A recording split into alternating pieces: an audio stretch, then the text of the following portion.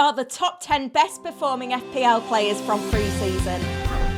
Hello and welcome to this FPL Pre-Season Form video with me, Holly Shand. As we reach the end of pre-season, I'll be revealing in this video the top 10 performers.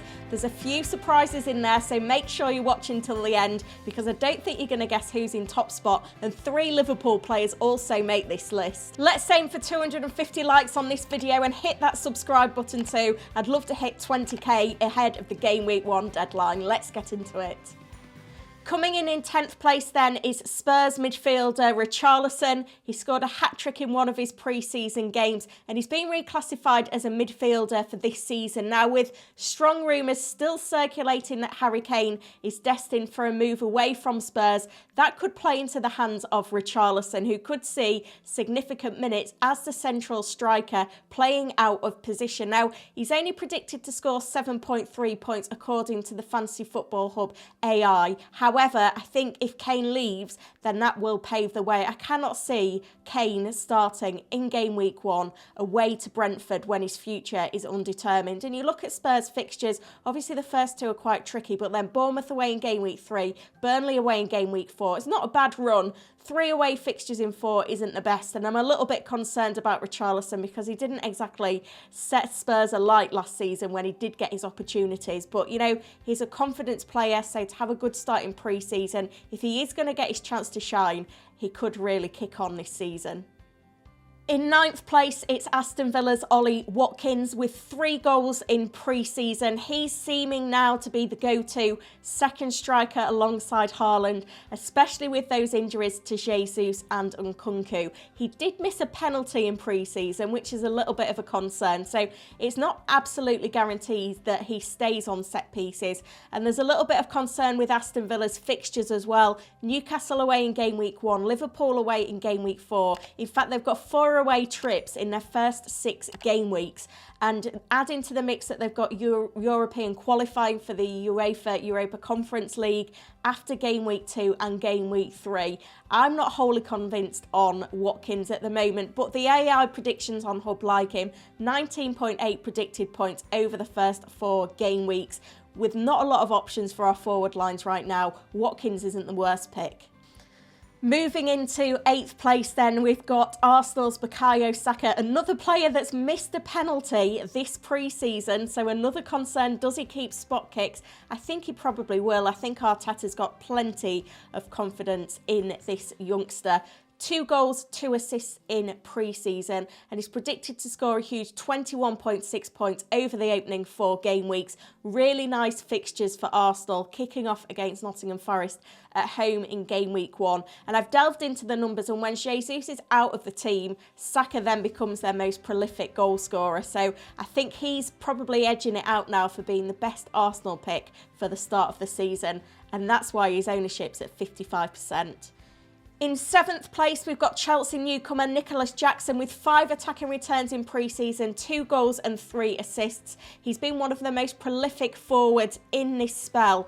The only concern is with Nkunku potentially injured and missing game week 1. It's going to be a very different Chelsea lineup to start the season with to what they've gone with in pre-season. However, with a lack of forwards to choose from, 17.2 points Jackson's predicted to score over the first 4 game weeks, and Chelsea's fixtures are really nice, especially once they've got Liverpool at home out of the way in game week 1. So if you're really puzzled on that second striker spot, then I think Jackson could be one of the best options to go for.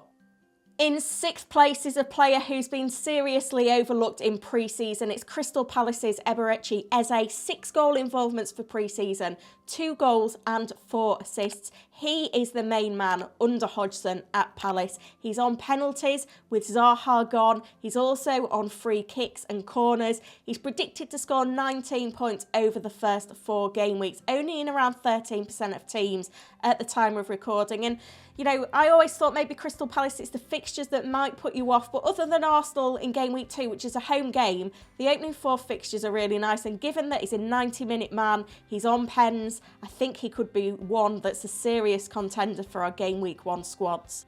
In 5th place is another really nicely priced midfielder. West Ham's Jarrod Bowen is only in around 5% of squads at the time of recording, and he's been in red-hot form in pre-season. 6 goal involvements, 3 goals and 3 assists. Now, he's predicted to score 15.9 points over the opening 4 game weeks. And the fixtures are really nice for West Ham as well, including Bournemouth away and Luton away. I guess the only downside is that 3 of their first 4 games are away from home. But Bowen is a man that plays 90 minutes, which is particularly important with the new added time rules. He's on quite a few set pieces as well, so he could be a serious one to watch. In 4th place is Liverpool's Darwin Núñez, the first of a trio of Liverpool players on this list and one of just 2 players to have scored 4 goals in pre-season. He's also got an assist as well. He's been quite a popular acquisition since the news of injuries to Jesus and Nkunku, and rightly so. He's on 20.1 predicted points for the first 4 game weeks. Now remember, you can get all of these customised predictions over on the Fantasy Football Hub website as a member, and right now you can get 50% off your membership, and they'll guarantee that they'll refund you your membership if you don't win your mini league. Now, Liverpool's fixtures are a little mixed, particularly Chelsea away in game week 1 and then Newcastle away in game week 3. We need Núñez to be fit and firing. The only concern is that he was benched for Liverpool's last pre-season game, and there is a lot of competition for places in that Liverpool front line right now. In 3rd place is Liverpool midfielder Diogo Jota. He's another player reclassified for this season. A huge differential in less than 3% of teams, and he's got 3 goals and 3 assists in pre-season. The biggest concern is his minutes. He's actually predicted to get 10.1 points over the opening 4 game weeks. There's no guarantees he starts, but I think right now he's looking like the most prominent player to play on the left wing for Liverpool. We know Darwin's got the number 9 shirt, going to be competing with Gakpo. Jota and Diaz will share minutes, but I think given the form, Jota probably has the slight edge right now. Second in this list then, and the top performer from Liverpool, probably the top Liverpool asset to start the season with, if you're going for him, is Mo Salah. In 23.8% of teams at the time of recording. He has 7 goal involvements in pre-season, 1 goal and 6 assists. Now, we've seen him having to go wider than we'd normally expect because McAllister has been keeping central. Trent's been deeper, not being able to invert in the same way we saw during the end of last campaign. That's why Salah's getting so many assists, but certainly when Liverpool counter-attack, he's going to be coming central. He's on penalties as well. He always plays 90 minutes, so he's guaranteed to be on the pitch for a long time with these new added time rules. Right now, I'm thinking I need to find a way to get Salah in my game week 1 squad. He's predicted to be the highest scoring midfielder over the opening 4 game weeks on 24.9 points, so there's plenty to think about here. Taking top spot then is Newcastle United's 4.5 million midfielder, Anderson. Now, if you're not starting in a 5-man midfield, then I think Anderson is the perfect 5th midfielder to be the first substitute on your bench. Now, he's not guaranteed to play every game for Newcastle United. Certainly going to be a squad player that's used in their European games, but that pre-season's form is really impressive. Eddie Howe has said that he's their fittest player right now. 4 goals, 3 assists. He's only predicted to score 6.9 points in the opening 4 game weeks, so he's not a starter for me, but he could jumpstart your season from the bench if you pick him up. As I've mentioned then, all of these points predictions are taken from the Fantasy Football Hub AI, and you can click the link in the description. That'll get you 50% off your membership and win your mini league or your money back. There are a few games to go on pre-season, including the Community Shield between Manchester City and Arsenal on Sunday. I'll be updating you with all the reaction and analysis for that in a video on Monday, so make sure you subscribe to the channel. Really want to hit 20k subs for the start of game week 1 and help me get this video to 250 likes as well. Thank you for all of the support. I'll be back very soon with another video. Thanks for watching.